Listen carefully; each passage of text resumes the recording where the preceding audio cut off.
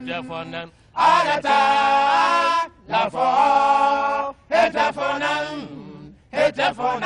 for Islam stand for peace. For Islam stand for peace. Allahumma salli ala Muhammad wa ala ali Muhammad wa barik wa sallim.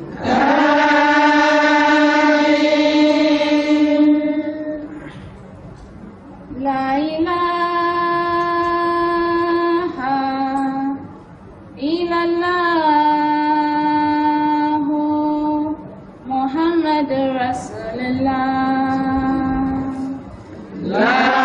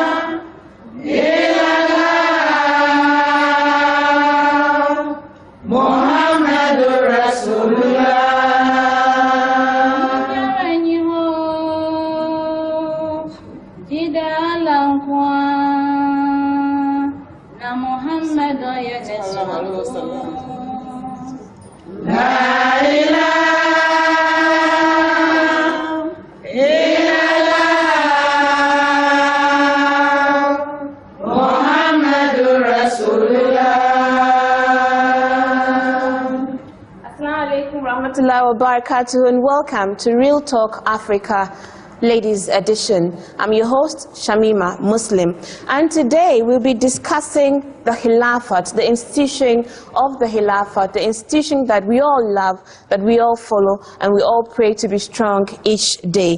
Today we'll be hearing from my panelists as well as the audience in here gathered about the love that they have for the institution of Khilafat and what that love has brought to them all this while. They'll also be telling us a lot of things about the sacrifices that Lajna members in Ghana, for example, have made to the contribution of the growth of the institution of Islam, Ahmadiyya, and the institution of the Khilafat. They'll tell us about personal experiences, the inspiration that they continue to draw from the institution of Khilafat, and also impacts they've made in the Jamaat and in the country.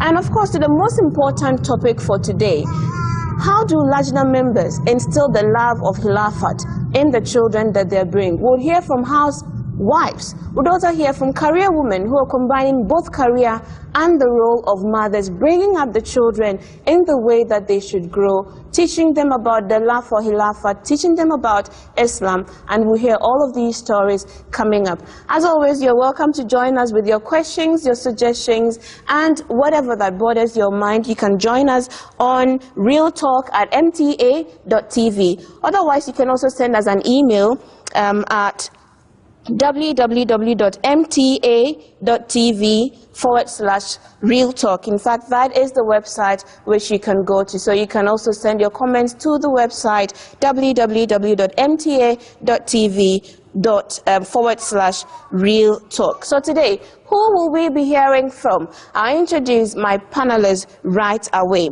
From my far left, we have Madam Fatiha M.A. Jesse. She is a headmistress of the T.I. Ahmadiyya International School. She is also the National General Secretary of Lajna Ima-Ila. Welcome. Thank you. Also, we have our current National Sadr, Lajna Sadr. She is in the person of Mrs. Hafsa Obosu. Welcome. Thank you. Also, as a panelist for today's discussion, we have Mrs. Fatima Ewuzi. She is the National Nasirat Secretary. She's a teacher as well, and she also holds the role as the Lajna President for the Central Region. Welcome. Thank you. And last but certainly not the least, we also have Madam Sakina Bonsu. She is recently retired as the Human Resource Director of GridCo, and they are into transmission of electricity in the whole of Ghana. And we call her the Lajna Coordinator. Over 30 years she's worked in the public service, and she's also contributed her time to the cause of Lajna. Welcome as well. Very well. And now is enough time to ask, first of all, for your preliminary thoughts about the institution of Khilafat and the love for Khilafat. Let me start with you first, our Lajna Sadr.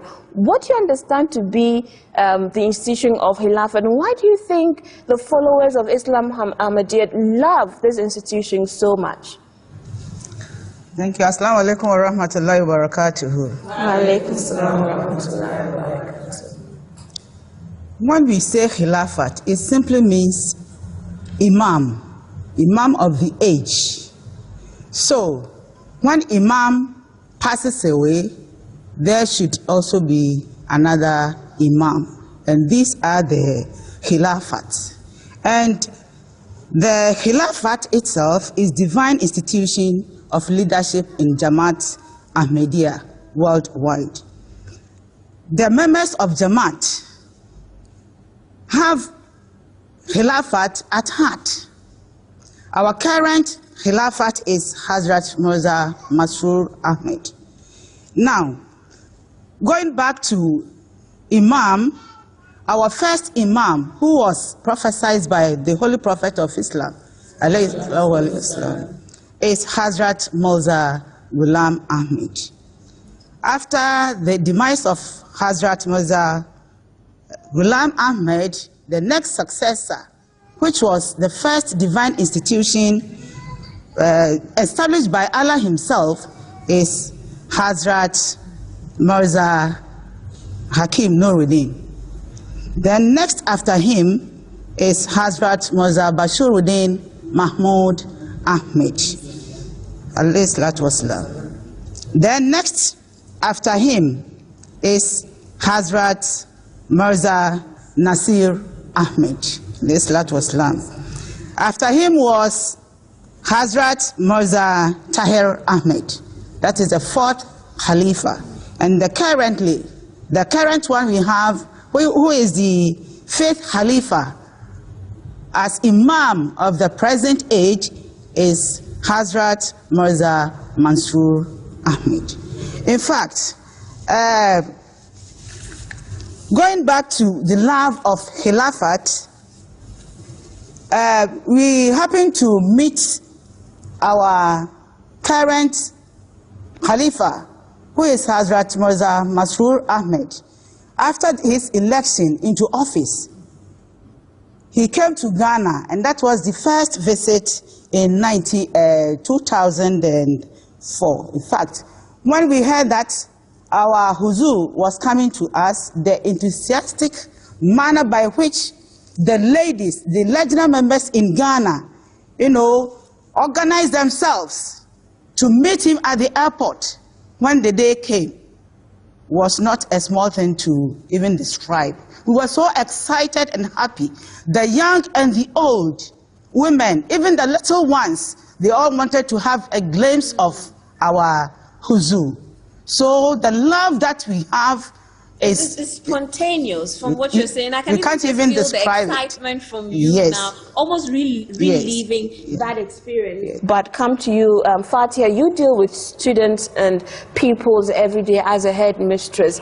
What do you see, even from children, expressed about the love for Khilafat?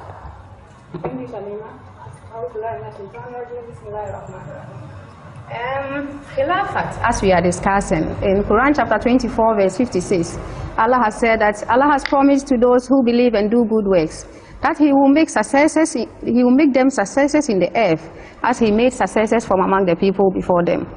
Khilafat is an institution that is here to stay. The Holy Prophet Muhammad ﷺ is reported to have said that there was no prophethood without Khilafat. All the prophets who came, they had Khalifas.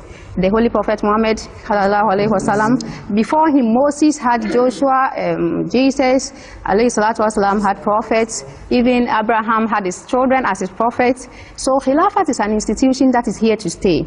And Ahmadis are being taught that we are the ones to protect this institution. So since I was a child, my father was a missionary. So when I was 4 years, I was taught Khilafat. I knew what Khilafat was.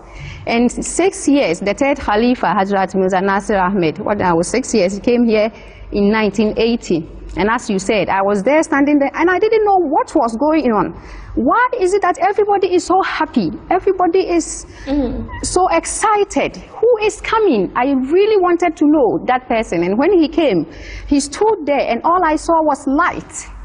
When I see him, all I saw was light. So from childhood, even at that young age. Amazing. So from that time, I knew that there was something special about the Khilafat institution.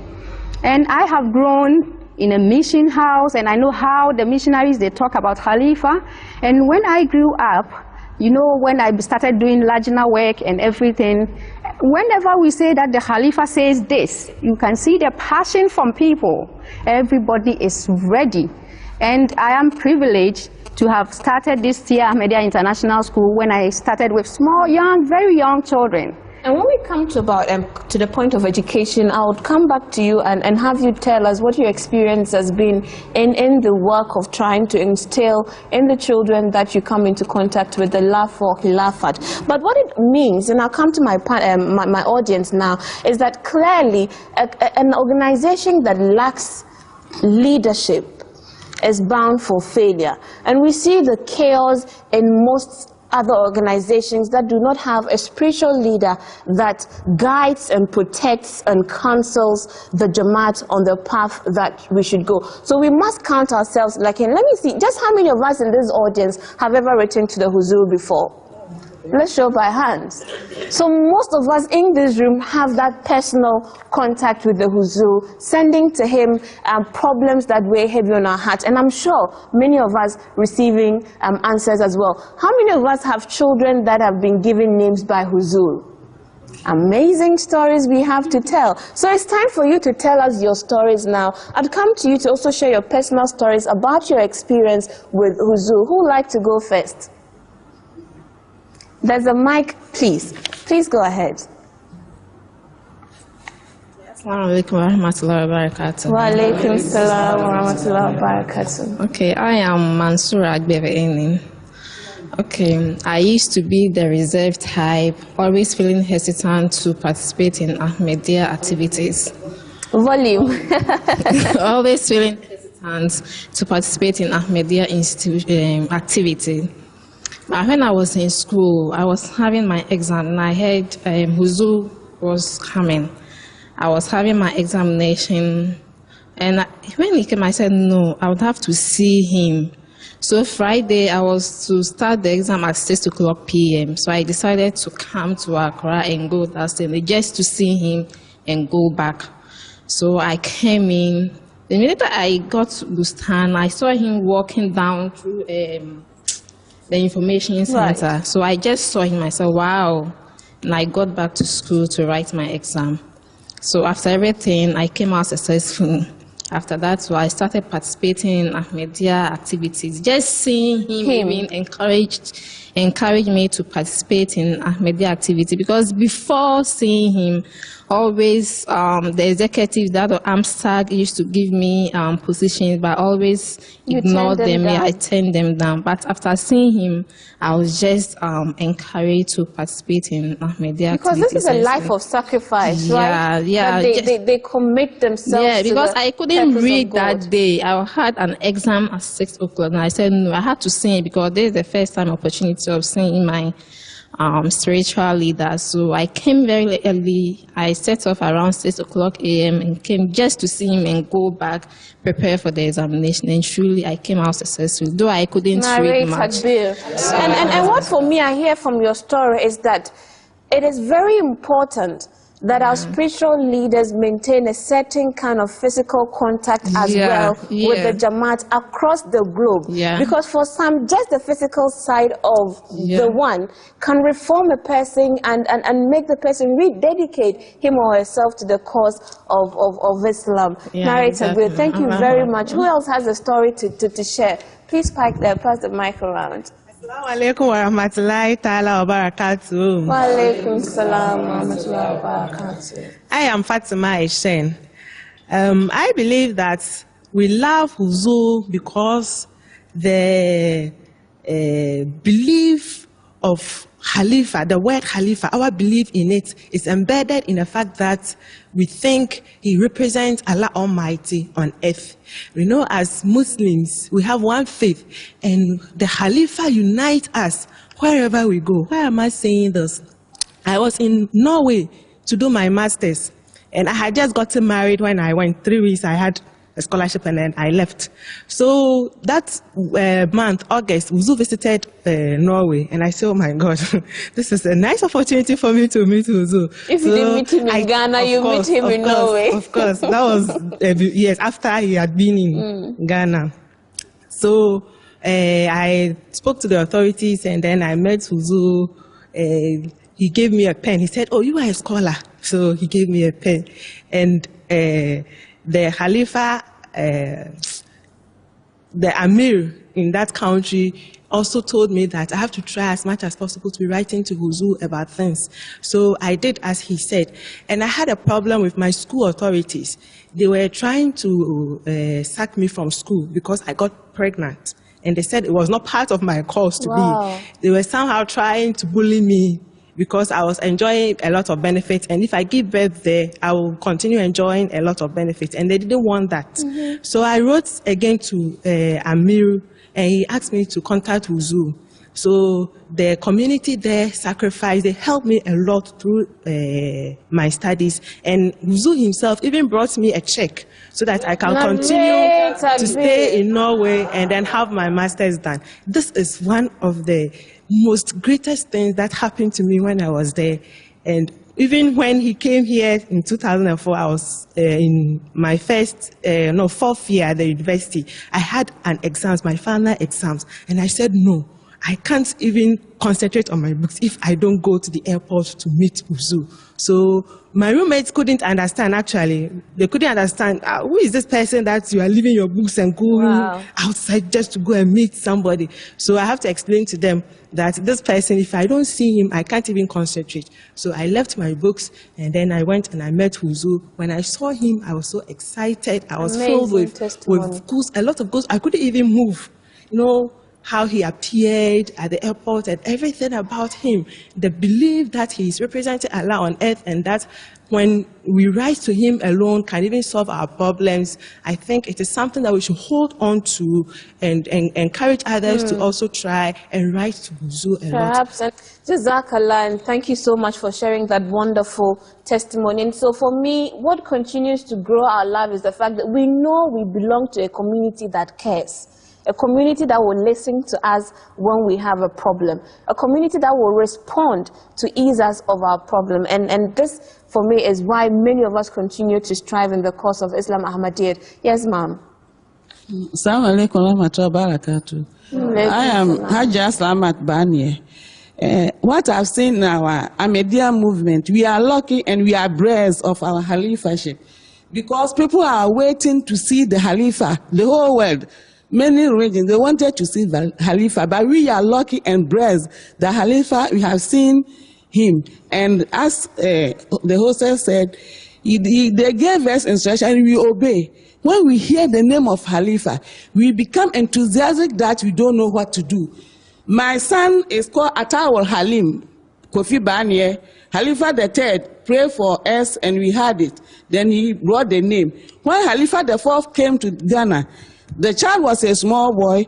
We are going to meet the National Executive at Sopon, wanted to go and see, welcome Khalifa at a house there. They said, why are you bringing small child? I said, I will bring, because when we die, our children will take the banner. when you went, Huzu entered the Legina in Maila, the child salute. Then Huzu, therefore, he made the child. Then I rise there, and he said, I introduced myself, and I was overwhelmed. Assalamu alaikum. Allahu Akbar. Assalamu alaikum wa rahmatullahi wa barakatuh. I'm Hajia Sadika Yebua. My experience is when I was very young, at about 10 years of age. I like playing very much, and when I have to pray, especially when my mommy is not in the house and I'm the eldest of the children, so she normally asks me to see to it that the children, all of us pray. And I also like playing too much outside.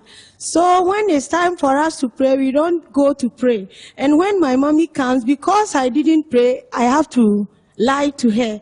And this thing continued till I became a liar. I saw that, yes, I've intentionally become a liar. So one day, my mommy went to town and came, and when she saw me, she knew I didn't pray.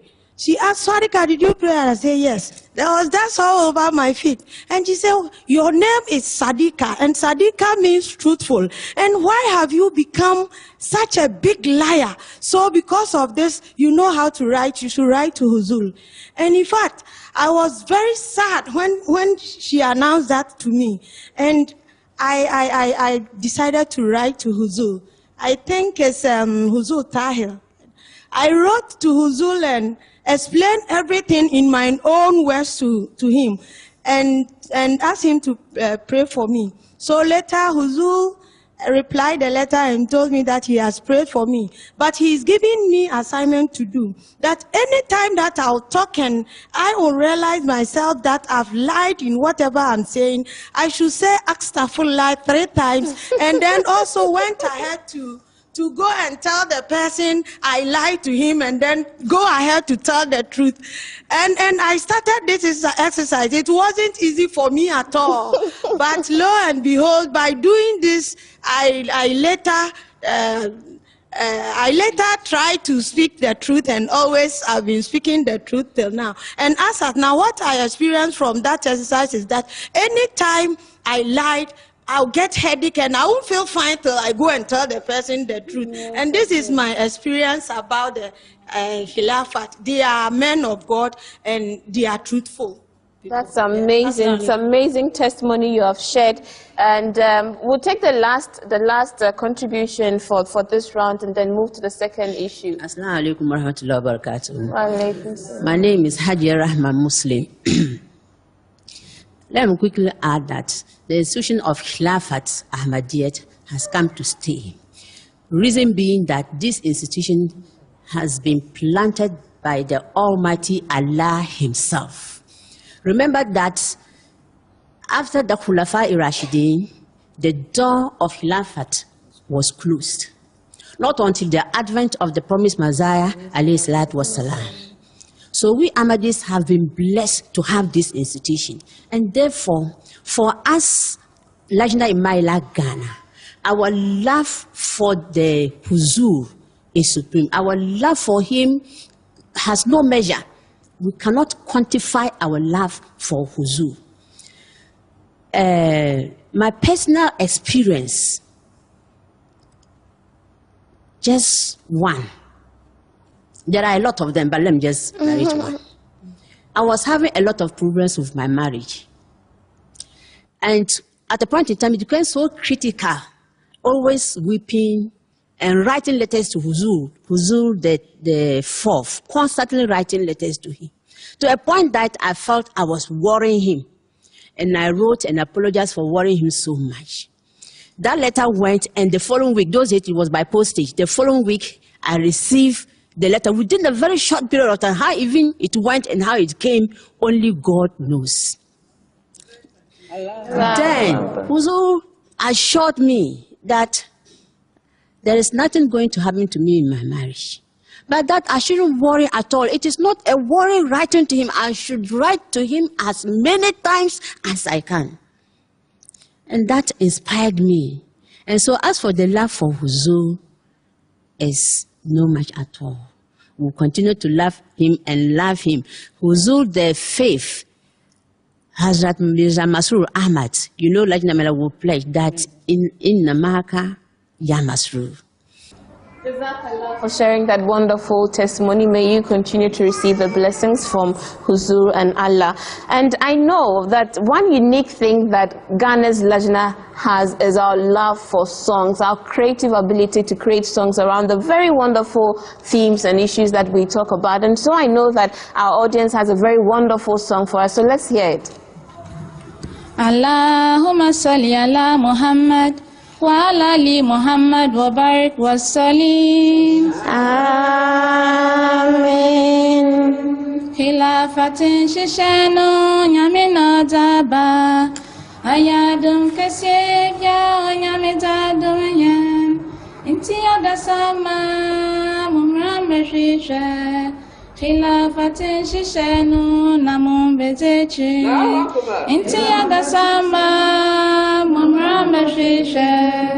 Khilafatin shishano namun bezechi inti adasama mumrambe shisha.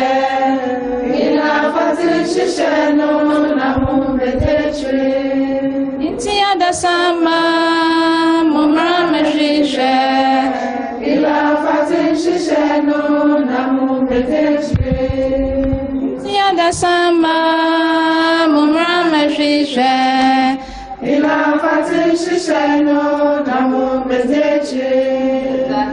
Thank you so very much for that wonderful song speaking about the advent of the institution of Khilafat and why we all must come together and pursue and push and sustain it. So, sacrifice and Lajna. Let me start with you. Fatia, you've been dealing with young pupils and you're a headmistress of a secondary school. You know, a basic school, an international school. When we speak about sacrifices, some people think that, you know, Muslims are clustered.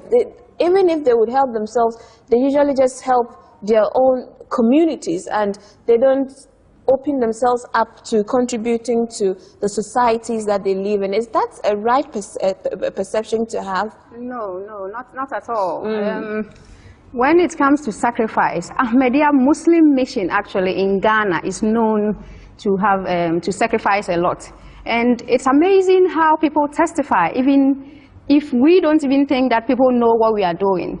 In the school, when people come, Christians come there and they want to bring their children, I ask them, why do you want to bring your child to a Muslim school? He say, it's Ahmadiyya school, isn't it? And I'll say, yes. He say, Ahmadis, we know you don't force us to do what we are supposed to do, but you have discipline. Ahmadis have discipline, and you always do things. And when they come and they see the children and how they are behaving, they want to bring their children there. And it's like they are saying, why are we not advertising for most people to come and bring their children? They say, Ahmadi people, you are good, you have health institutions.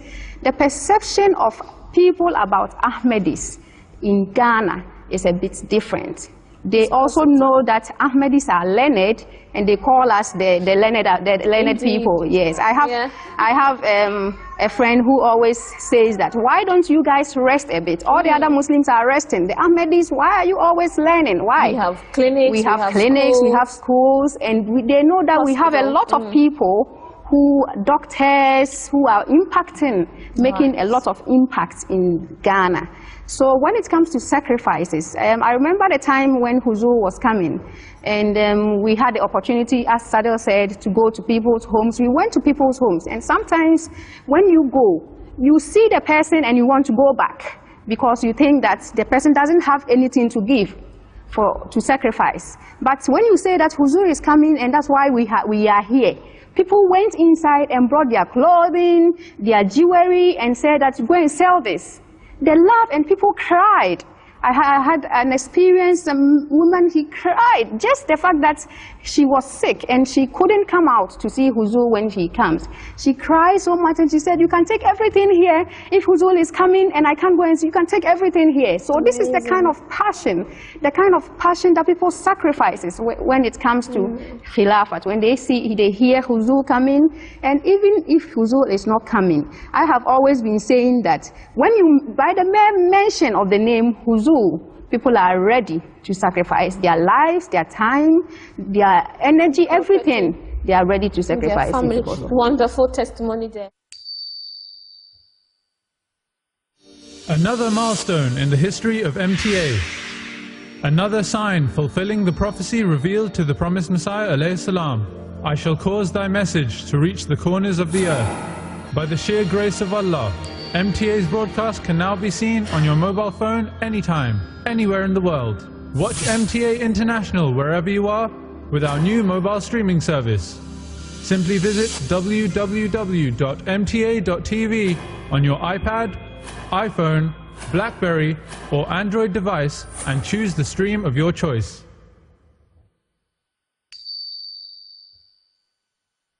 I'm Sakina. You organized the program. I call you the woman of many colors because you've been a public servant for 30 years. And throughout this time, you made time commitments. You were even editing the Khadija magazine for Lajna Imaila. They call you the Lajna coordinator. You never bat an eye when you're called upon to commit some time and resources to the fight of Ahmadiyya. And I know you've been working with an organization to promote sanitation and a green environment. And it was at a forum you organized that I heard a reverend of a Methodist church tell me that he was a graduate of T.I. Ahmadiyya Secondary School in Kumasi. And he said the successor, the person who has come after him also is a student of T.I. Ahmadiyya, a secondary school. When you hear some of these things, what comes to your mind and how do you feel? Well, it's Assalamu alaikum. I think it is just emphasizing what our panelists, other panelists have already said, that this is still a blessed institution in which we who have been privileged to have access to it should hold it dear. It is true. At the forum, the very Reverend Frimpong Manson, the past moderator of the Presbyterian Church in Ghana, the moderator of Presbyterian Church is the highest position. He's like the Amir and missionary in charge. And he was a past student of Ahmadiyya Secondary School, Kumasi. The moderator before him was also a past student of T.I. Ahmadiyya Secondary School. So throughout the program, he kept referring to Dr. Muhammad bin Ibrahim, who is a member of Ahmadi community, as senior, because I think he was a senior in high school. And he said, once a senior, always a senior. But this is the marvel of Ahmadiyya. We have trained doctors, pharmacists, nurses, so many people, engineers. They are all contributing a lot to Ghana now. And many of them are not Muslims. So it shows that the Ahmadiyya is for the world. We have come for the world, and that is the institution of Khilafat. It is a blessing not only for Muslims, but for the whole world. But talking about the sacrifices, we are privy to the information that our current Huzur, when he lived in Ghana, he experimented the growing of wheat, and it was successful. So the report is sitting there. Today they are talking about setting up factories to mill wheat and all that. So if this report is ever taken seriously by the Ministry of Agriculture, it means the battle is won as far as the production of wheat flour and those things. Because if we are able to grow wheat in Ghana, then it means the raw material to feed these factories are going to be available, instead of maybe importing them with hard currency. So this is one of the benefits that we derived from our Huzuru when he was here and lived in Ghana for 8 years. I mean, that's why people say that, he's just a Ghanaian. He is a Ghanaian, Yeah, as far as personal level or marginal sacrifice are concerned, there's one thing I want to mention. Currently, we have an institution that is training people to be Hafiz. They are attending the Hafiz course. And Lajna members are so excited. They are pushing their little children as young as 10 years, 12, 11, 15, into this institution for them to become so much so that today we have about 20-something Hafiz in Ghana now, between the ages of 12 and I think 18. Isn't that amazing? And when you stand behind these young people, during Ramadan, stand behind them as imams, and they are reciting the Quran, it chills you to the bone. And now, like a 12-year-old boy, the most interesting aspect for me is when Amir released the first part, Isha, and then he takes his position back behind this 12-year-old Hafiz. And this person just starts reciting the Quran non-stop. Sometimes I find myself, the tears running down my face. And Lajna members are committing their children at this age to become, Hafiz. We have now gone to the extent of requesting Amir that we want a Hafiz school for girls. And Amir, at the last conference, the last Jalsa, if you heard him, he says, before Ahmadiyya is 100 years in Ghana. And we are on the way now. We are about 1921. Ahmadiyya started in Ghana in 1921. So 9 years and more. He says before we are 100 years, he's making that personal commitment that we are going to write and get permission from the markers to actually start a Hafiz school, a Hafiz institution for girls. So, I mean, these are some of the heights that Lajna Imaila Ghana want to take their, Ahmadiyya into. And I think it's marvelous. Yes. It's amazing, and it defeats the negative perception that, the concept of a Muslim woman or maybe an Ahmadi woman is that of an oppressed, lonely woman in a certain corner in their home who refuses to engage at all in the society. And right here in this room, we hear people who have gone for their masters. We hear people who are back in the universities who are studying. We hear teachers. We have entrepreneurs. And this is a true reflection of that which Ahmadiyya stands for. And I know you're a personal example of that. You are a mother, you are a wife, you're a homemaker, and yet a teacher as well. You decided to take time and go and further your education. Thank you so much, Jazakallah, Auntie Sakina, for sharing that wonderful testimony as well about the sacrifices that Ahmadis as well as the Lajna members continue to make. And what it re-emphasized for most of us is that we defeat the perception that the idea of a Muslim woman is that of an oppressed, lonely woman in a corner in the room who is not allowed to venture into the world and make her contributions. Right here in this room, we know about people who are holding their master's degrees. We know about serious businesswomen who are creating jobs and contributing to the national economy. Even most importantly, about homemakers who are sacrificing their career and raising these children and committing these children to become Hafiz. And very soon we'll be having our female Hafiz. Maybe we even have them, but we haven't formalized them.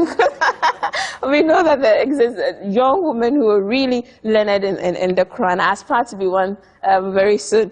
But tell me, even on our panel, we have one example. And when I hear your story, I'm personally inspired because you are a mother, you are a wife, you're running a home, you are a teacher, and yet you took that brave step to go and further your education at the university. And as we speak, you are in your last semester, and here you are on a Friday, instead of being in school, sacrificing in the cause of Islam Ahmadiyya. How do you do it? Thank you very much. I can remember 6 years ago, I was again hospitalized. At the hospital, I was given 5 pints of blood. 5 pints of blood? Yes, and it all came out because the doctor said my body was allergic to someone's blood. I bled everything. So she said I should go home and check my diet. I asked, I was pending operation again. In African diet, what am I going to take to get a pint of blood again? So before I finished talking, she has written discharge on my folder, and someone else was prepared to take my bed. So my husband took me to the Boise Hospital. So on the theater bed, I told my maker that, oh my God, spare my life.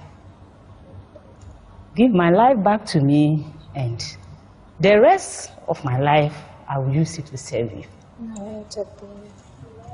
And I was awake exactly 2 hours after the operation. Well, that very year, I was elected a regional president. The battle started from there. The very year that you committed that you're going yes. to put your life to the cause of Ahmadiyya. At that period, I was the second president for Abra, Cape Coast. And soon after the operation, I was elected a regional president. And I was fortunate to be in the hands of the then regional president, Hajia Rahmat Muslim, who took me as a sister, a daughter, and everything. And wherever she wanted me to be there. And because of the promise I made, before I realized I was there. Let's go to Bolga, I'm there. Yendi, I am there. Sometimes I ask myself, am I the one doing it? I'm always moved in doing it. And you were a teacher all this time? Yes. After some time, I realized that the world is moving. I have to learn something small in addition to my teacher education. I happened to join a bus with one lady to Accra from Cape Coast, and the lady saw me in the veil and asked if I'm a Northerner. I said, no, I'm with Ahmadiyya. He said, is that your leader, Amir? I said, yes. Oh, the lady became a friend. It's a grown-up woman. And she introduced me to a coalition of NGOs. Mainly, they were female lawyers, female lecturers, and doctors. I've been with them for the past 7 years now. Amazing. So I realized that where I have found myself, I have to further my education. So by then, my son was in the final year at the University of Cape Coast. So I applied. So your son was in his final year at the University of Cape Coast. Yes, please. At the time you applied to be a first-year student. Yes, please. Amazing. So I applied and I was invited for an interview. The same day, I was invited again for another interview for the position of principal superintendent. So I was confused as which one I'm to go first. I reported myself to the panel and they asked me to go for the promotion interview and camp. Fortunately, that year I had both the admission and so my son completed and I was enrolled. First year I had my study leave and I left the classroom. So I'm a full-time student. And Radio ATL, Atlantic Radio, UCC campus, called, I don't know how they made me up. I was called to they called me to find out from me what has inspired me to come to school at this age. How old are you? I mentioned my age. No, the majority of the students were listening. And some were shouting. And for about 7 consecutive Fridays mornings, I'm always invited to go and share your story and my experience. So once you commit to the cause of Allah, He won't desert you, other than exalting you. Very well. Thank you so very much for that wonderful testimony. And for me, I think that the story we have just heard is an indication that we have tremendous potential to do too many things at the same time. Still work for the cause of God and still be able to exalt ourselves in our career and other fields. I don't know what stories you have to share, but I know that you do have stories to share. And we do have the mic in the audience, so anyone who wants to first of all share a personal story about sacrifice and contribution to the Jamaat and the country, we are happy to hear you. Who has the mic? Okay. Who wants to go? I guess I would go. Okay. My name is Haula Yosen, and I'm currently a final year student in University of Ghana, Legon. Personally, when it comes to sacrifices, I had the privilege to attend my high school in T.I. Ahmadiyya Secondary School, Kumasi. And alhamdulillah, I was made an executive. But before that, I was active in Ahmadiyya activities, Ahmadiyya programs, and I realized that most of my time, majority of my time was taken up by these activities. Right. So I became worried at a point that I'm here, I'm in school to study, so why am I concerning myself so much with these activities. After all, after school, I can do something in Ahmadiyyat. But I took it into prayers, and I told myself that, inshallah, I'll be able to combine both the activities in Ahmadiyyat and my education as well. And from that time as at now until now, I'm also holding a position in both Lajna and in AMSAC, that is the Student Organization of Ahmadiyya. And from senior high school till now, I can say I've not failed in any course. And I'm still proud to be associated with the Ahmadiyya institutions, Lajna, Khilafat, and as well as the AMSAC organization.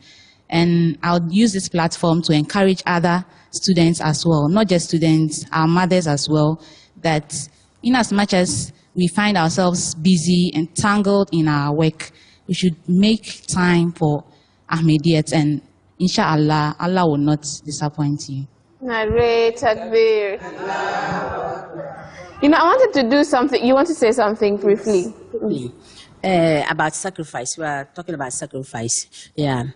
During one of our tours to the regions, former Lajna Sadr, in fact, privileged to have been the centenary Lajna Sadr. Also privileged to be my mother. During one of our tours to the regions, myself, my Naib Sadr too, and Hajia Chochu, Hajia Jamila Boatim, we were to go, but there was no vehicle. We went to the mission house and there was no vehicle. But what happened was that we did not formally inform Amir that we didn't have a vehicle. So we went for prayers. Then Amir prayed for us. When we were just about to leave, he asked, so how are you going? We told Amir that we didn't have a vehicle. We're just going to take a public transport and then we go. Quickly, Amir arranged a transport for us. Then Alaji Boatin also gave Mustafa, because earlier I had left, when I left the Amir and then Amir's residence, then he called and then said that Hafiz should arrange a transport for us. Alhaji Chocho also gave us a transport, and then Alhaji Elim also gave us one. So incidentally, we had three. Talking about sacrifice, because we had said that if there is no transport, we should stop, and I said no. Whatever it is, we will go to the regions. That is sacrifice. Then something happened in Brangahafu region. Talking about the love for Khilafat, there was an old lady, when everybody was sacrificing, bringing money, items here and there, this old lady came to our table. I don't have anything at all to give, but this is my veil. Whatever amount you can sell this veil, and also add it, my password to this amount that you are collecting, so that it will mean that I have also sacrificed for the cause of Khilafat Ahmadiyya. Do it. That day, the money that we got for that veil alone was something. So when they talk of sacrifice in Islam Ahmadiyya, let us Lajna Imaila intensify it, because there is a lot of blessing in sacrifice for the cause of Islam Ahmadiyya. There is great blessing in sacrificing for the cause of Khilafat Ahmadiyya. Even when you don't know the end, especially when you don't know the end, let faith guide you. Wonderful testimony there. There's a young lady at the back who wants to share a story with us. Assalamu alaikum warahmatullahi wabarakatuh. My name is Mansoura Bento. I completed the university at the year 2007. I was looking for employment. I was not getting. And so one dear friend of mine, who happens to be the daughter of Amir, she initially told me that she wanted me to work for Ahmadiyya. We wanted to establish a farm, so I should go and work there. And I was a bit reluctant, because stories I heard around were that people who worked for Ahmadiyya, the organization, were not paid well.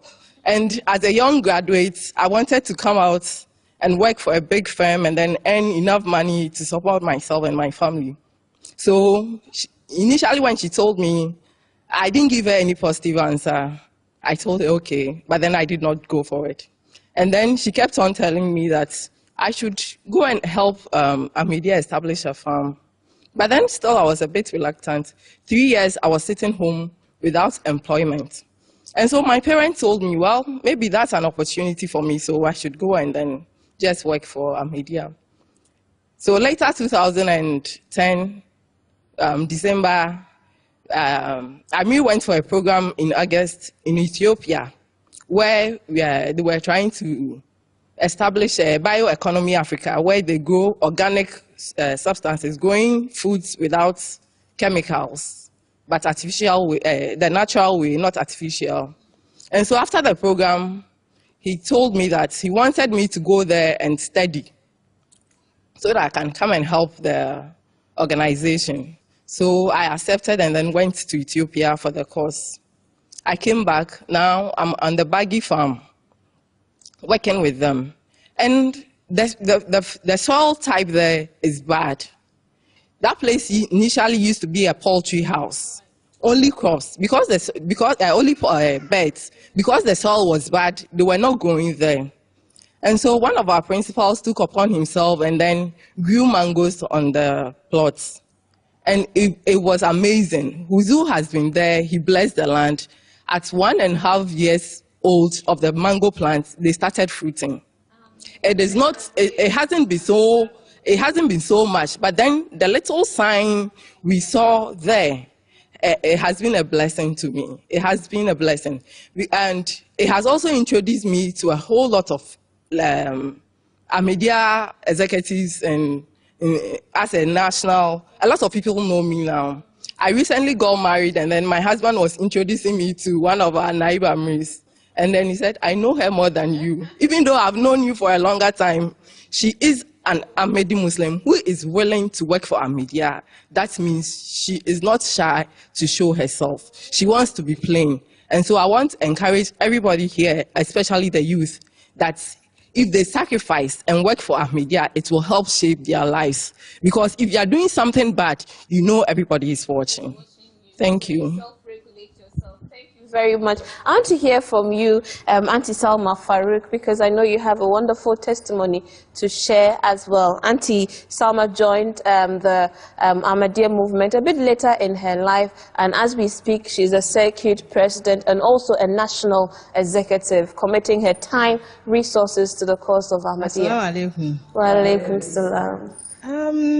Like the host, Shamima, rightly said, I joined Ahmadiyya through marriage, and after a while, I was into it. I go to the mosque, all right, but I was not really participating in Lajna, activities. But after a while, somewhere around the year 2000, I got very sick. I was pregnant, and I had to even go into coma.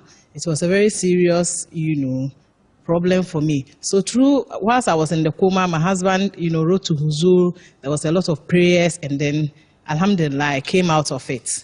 And I realized that there was a need to really give myself, fully to the community.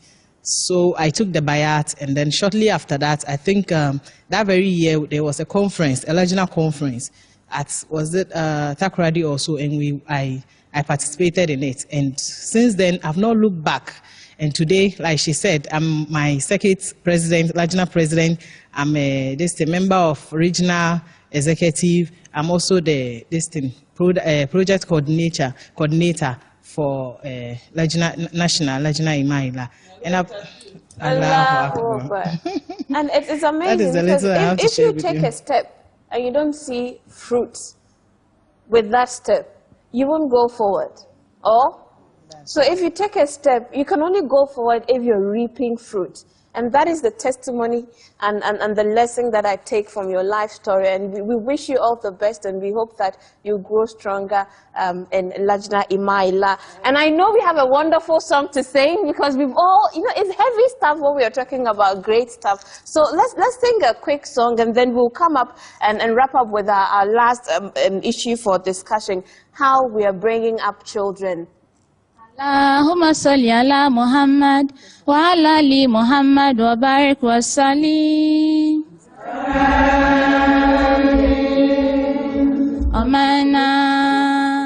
Amaina sobi benye mawaji so mazembo echeche to wa no biribesiawa.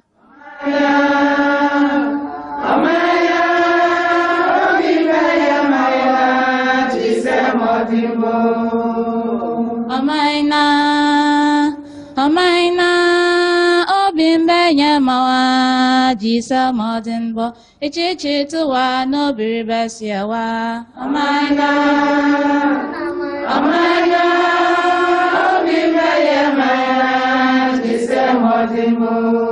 Yari Modinbo, no Beya, Yari Modinbo. Yari Martin Banabeya, Yari Martin Canabeya, Yari Martin Canabeya, Yari Martin Lanabeya, Yari Martin Bo, Ejichi Tua, no Biribasiawa. Amaina, Obimbaya Maya, Jisa Martin Bo. Narrate Takbir. And for the purposes of those who are listening and who don't understand what this song means, this song is about nationalism. It is asking all of us to put our shoulders to the wheel and contribute our quota to the building of our country, which means that Ahmadiyya does not believe that we only grow when we focus only on building Ahmadiyya, that this religion will grow as and when we also impact the societies that we live in.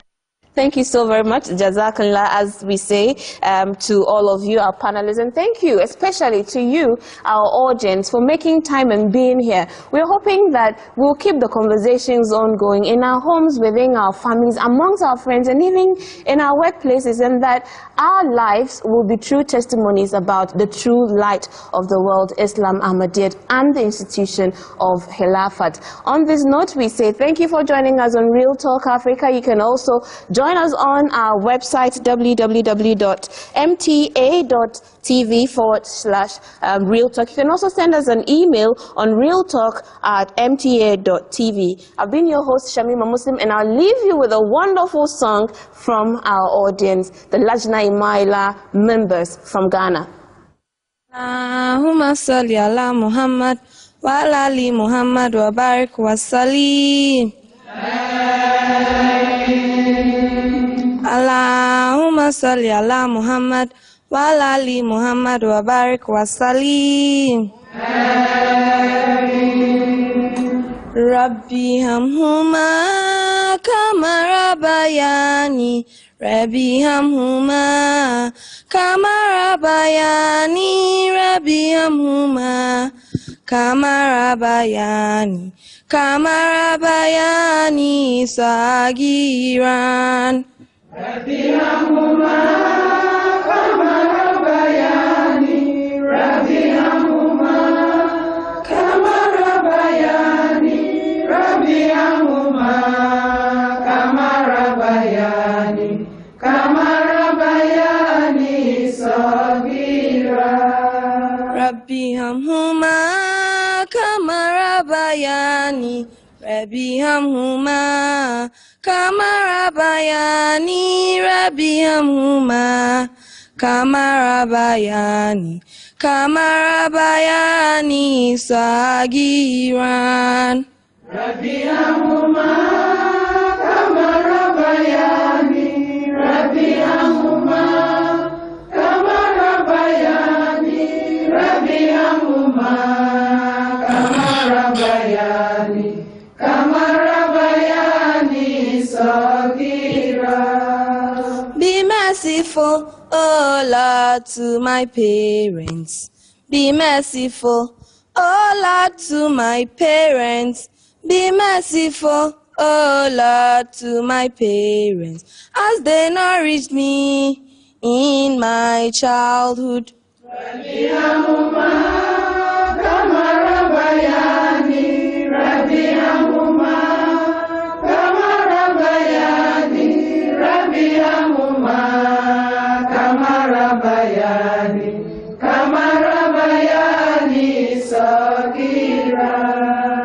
Be merciful, oh Lord, to my parents. Be merciful, oh Lord, to my parents. Be merciful, oh Lord, to my parents, as they nourished me in my childhood. Rabbi hamhuma kama rabayani,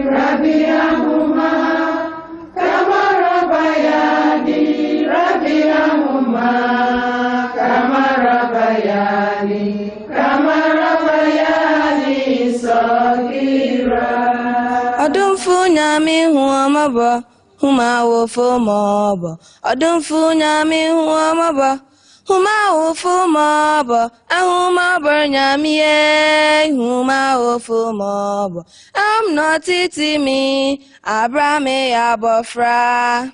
Rabbi Hamuma, kama Rabayani, Rabbi Hamuma, kama Rabayani, Rabbi Hamuma, kama Rabayani, Sagira. Nare Takbir. Nare Takbir. Najina Imaila Ghana. Najina Imaila Ghana. Nare Takbir. Khilafat Ahmadiyyat. Khilafat Ahmadiyyat. Nare Takbir. Odumfu nyami huamaba, huma wofu maba. Odumfu nyami huamaba, huma wofu maba. Ahuma burnyami huma wofu maba. I'm not eating me, Abrame abofra.